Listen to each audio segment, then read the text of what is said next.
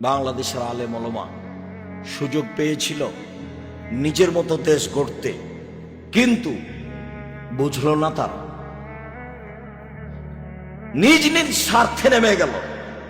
সবাই বসে, যারা মনে করে আমরা কোরআন হাদিস বুঝি, হানাফি হোক, শাফি হোক, মালিকি হোক, হাম্বলি হোক, যেই হোক না কেন, তারা যদি নিজ স্বার্থ ত্যাগ করে বাংলাদেশের মাটিতে পরামর্শের ভিত্তিতে নেতা নির্বাচন হবে, এই পদক্ষেপ যদি তারা হাতে নিত, তাহলে যারা গাদ্দারি করছে, করেছে, করবে, এরা সুযোগ পেত না। কিন্তু আমি আর আপনি তো সুযোগ নিলাম। শুধু খালি ছেলেগুলো জীবন দিল, মানুষগুলো জীবন দিল, পানি লাগবে, পানি লাগবে, পানি লাগবে। সুযোগকে মাটির সাথে মিশিয়ে দিল। সবাই নিজ নিজ স্বার্থ নিয়ে চলল ধর্মের নামে।